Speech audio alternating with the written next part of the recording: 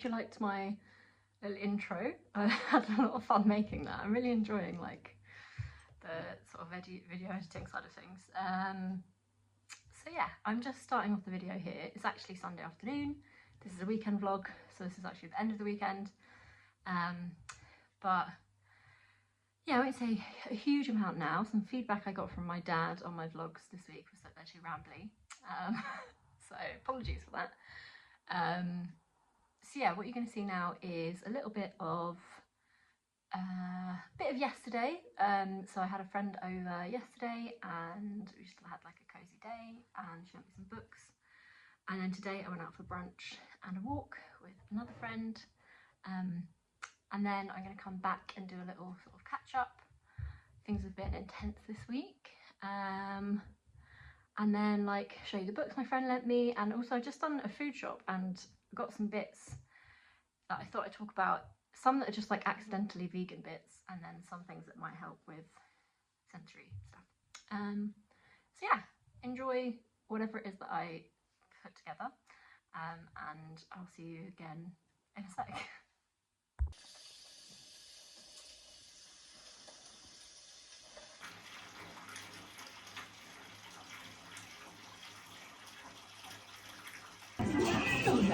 Literally. Oh, so good.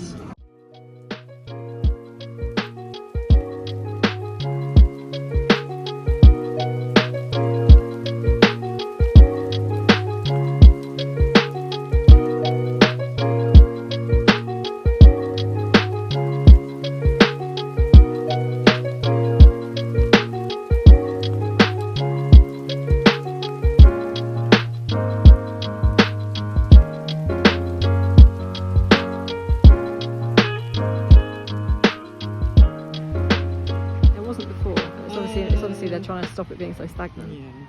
Oh, a rat! Oh yeah! Trying to zoom in on this rat. Oh, where's he gone? He's there. He's there. Yeah. I know they say you're always like really close to rats, but I like never see them. This is funny because I saw one literally on Friday. Rogue. Where is he going? Oh my god, he's going all the way over there. Shit. Good for you. Exploring. Yeah, what a brave rat.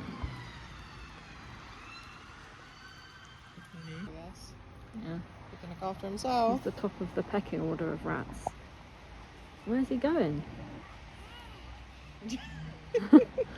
Everyone's obsessed with this rat. Where's he gone? Oh, there he is. He is huge.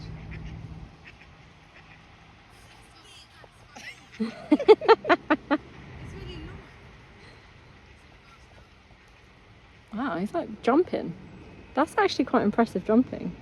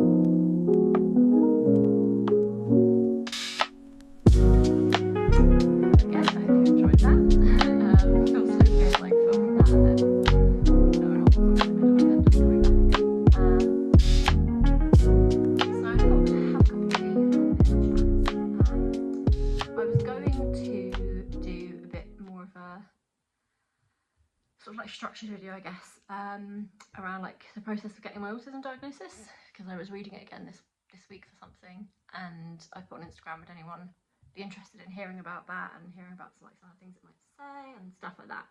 And everyone who voted on the poll that I put on said yes. But I want to do that video properly, and I'm not really in the headspace for it today. It's a bit of a catch up. I have had a pretty standard work week, a pretty normal week for all intents and purposes, but I've been really tired, like sleeping, like oversleeping my alarm every day consistently. Friday night I slept for 14 hours, and I was a bit like, I know I like my sleep, but what is going on? And I think I mentioned in my last video that I am weaning off my antidepressants after 5 years on these ones, but 12 years on them, I think, in general.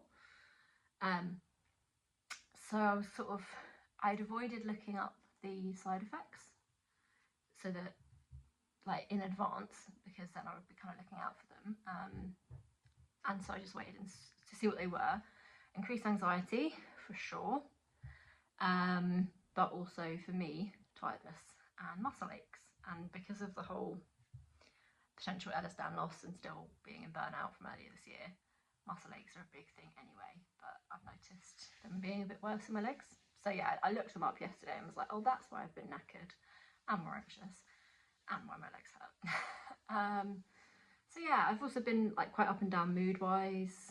I haven't been like super down or anything like that. I've just been a bit flat some of the time, and just like quite anxious about various things. Some of which have gone really well. Like some of them were work things. Like I had to have a conversation that I was anxious about having, and it went really well. And I had to deliver something that I designed, like a short course, and I was like, oh god, how's it going to go? And then we got like amazing feedback, so that was all good. But the toll of the anxiety beforehand is still there. And I had to cancel a plan with a friend that I had yesterday morning as well, because I was like, I'm not going to be able to make it. And then yeah, I didn't wake up till like 11:30, 12. So yeah, just a bit of a realistic update. So I will film that video around autism and the diagnosis and stuff at some point, but when I have the bandwidth. Today I'm just going to like do a bit of a chat and call it a day. So first of all, I'm going to show you the books that my friend lent me. They are Romantasy books. Basically, I texted her yesterday morning before she came over, like, I have kept up physical reading after finishing Throne of Glass, because Throne of Glass really got me back into physically reading books as well as audiobooks. But I'm at a bit of a loss. Like, I've tried to dip into books I'd already started, and I was like, I just need something. I need some more Romantasy. So if there's anything you think I'd like, let me know. And she arrived with this many books, which I was very happy about. So if you're into Romantasy, and even if you're not, I'm going to tell you about them now. The first one is actually part of the Throne of Glass like series. It's the kind of like prequel, I think, which is called The Assassin's Blade, Throne of Glass novellas. So it's like 4 novellas based on the main character, Selena's life, but set before the Throne of Glass series. I will read these, but I'm not emotionally ready yet. And even Kira was like, it took me a year. So I'm giving it to you now, but it might take you a year to actually get to the point where you want to read this. So I've got that on standby. And this next one that I started last night, it's got a nice cover. It's called Powerless by Lauren Roberts. And what Kira basically said to me was, it's not the best written thing, but it's very like pacey, and there's a good like enemies to lovers trope. And I was like, you know what, this is what I need right now. So this is the blurb. Only the extraordinary belong in the kingdom of Ilia. I think that's how you pronounce it. The elites have possessed powers for decades, gifted to them by the plague, while those born ordinary are just that, banished from the kingdom of Ilia and shunned from society. No one knows this better than Paden Grey. I don't know if I'm pronouncing any of these things right. An ordinary posing as a physic, I think it's a physic, to blend in with the elites. When she unsuspectingly saves one of Ilia's princes, Kai Aza, she's thrown into the purging trials, a brutal competition showcasing the elite's powers. If the trials and the opponents within them don't kill her, the prince she's fighting feelings for will, if he discovers what Paden is, completely ordinary. And then there's a quote on the back. be swept away by the first in the epic and sizzling fantasy romance trilogy, taking the world by storm. So I like that it's a trilogy. I think the second one's already out, Kira said as well.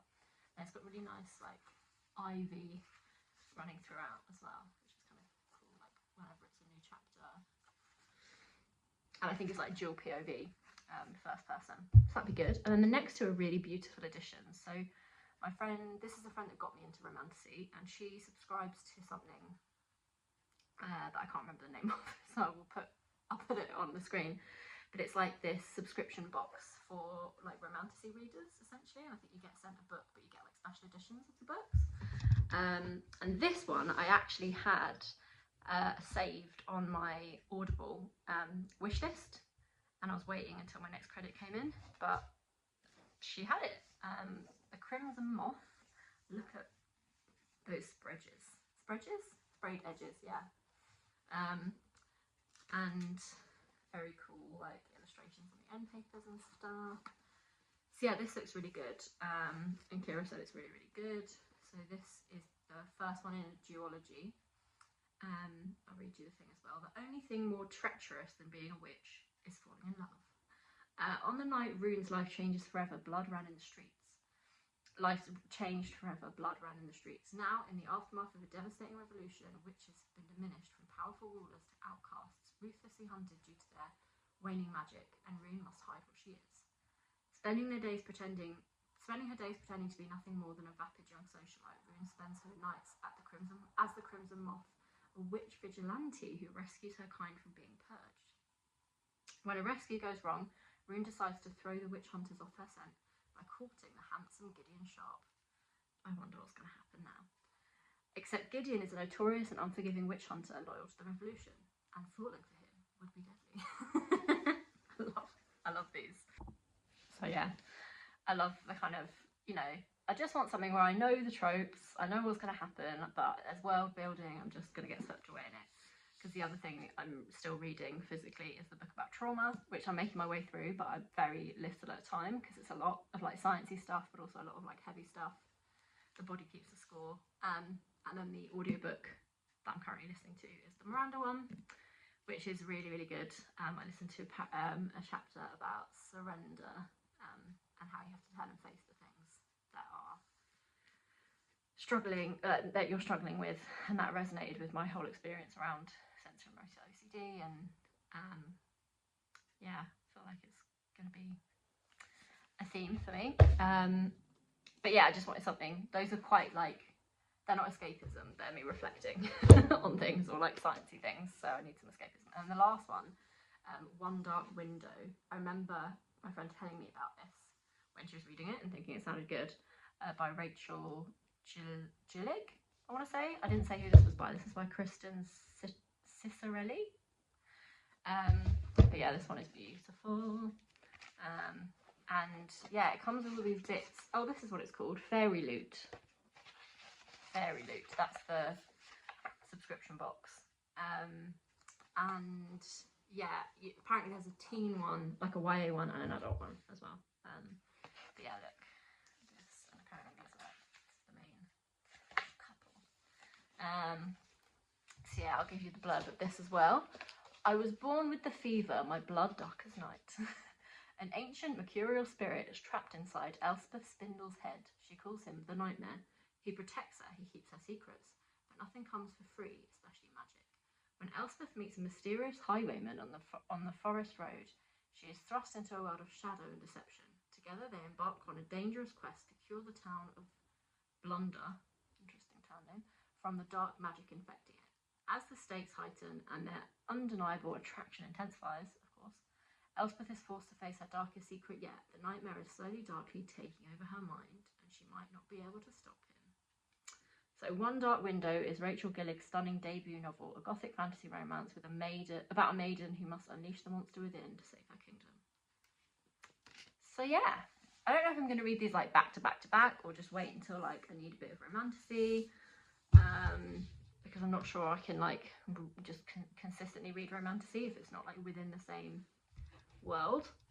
But yeah, interested for those. So the next thing that I said I was going to do was just show you a few bits that I bought at the shop. like nothing particularly interesting, but just things that I'd recommend that are either like accidentally vegan or just nice vegan bits or some sensory bits. So I think I've talked about being vegan on here before, but I've been veggie since I was 17, so I'm 31 now, so quite a while. And then, what was that? Is that 14 years? Bloody hell. It's almost half my life. Wow. Anyway, and then I went vegan when I was 24, and for the first like 3-ish years, I was like really strict on it. But I think that was more to do with like restrictive eating stuff. Because I'm not a small gal, as you have noticed, and I've never been.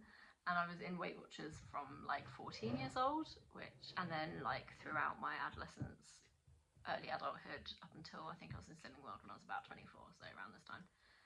I've now realised that diet culture is not my friend, and that a lot of the eating stuff I was doing was like sensory or like emotional processing eating. So yeah, I'm trying to eat more intuitively now, and kind of not restrict, because apparently the best way of getting out of like binging type behaviours is to just like actually not restrict yourself, and eventually your mind is like, okay, I don't need to binge because things are available when I need them or want them.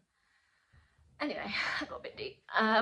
Basically, for like the rest of the time I've been vegan, I've been, well, I'd say like 98% vegan, which is essentially like almost everything I buy for myself is vegan. If I'm, at something and someone has got a birthday cake or whatever, or I was out with my mother-in-law the other day and she was like, oh, can I get you a cake? And I was like, yeah, fine, like whatever. And that's partly because I'm not economically contributing to the whole thing, and I don't find, like meat, I actually can't, like I physically can't stomach it, and I think I wouldn't be able to do like eggs or even just like normal milk anymore. But if it's like a cake or something that I know it's in, I can still eat it without feeling like, without being ill. So yeah, anyway, a few vegan-y type things. This one isn't necessarily to do with being vegan, it's just something I discovered recently and I'm obsessed with. So I've always loved hummus, since I discovered it, I think, at uni.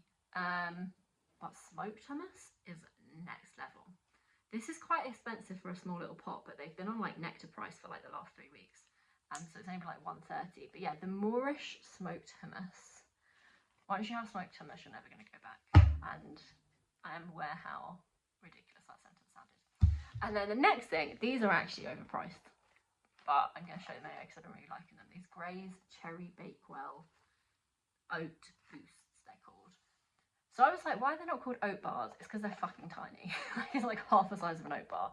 But I found having one in my bag really useful if like my blood sugar's low. But it actually tastes like a Cherry Bakewell, so that's why that's on my list. And then 2 things that I was so happy recently to find out were accidentally vegan, things that I haven't had in ages. Nice biscuits. So they're like coconutty type biscuits. Had literally no idea that these are actually vegan. And the weird thing is it doesn't actually say on them, like you just have to read the ingredients. I mean, I'm double checking now to see if I've missed something.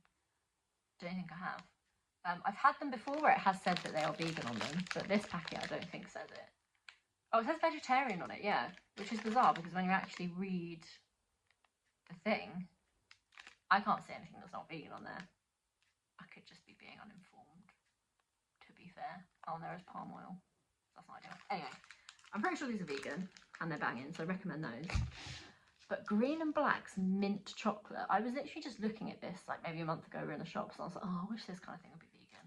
And then it's got the little vegan thing in the back and I was like, what? It's 50% cocoa or cacao, however you say it.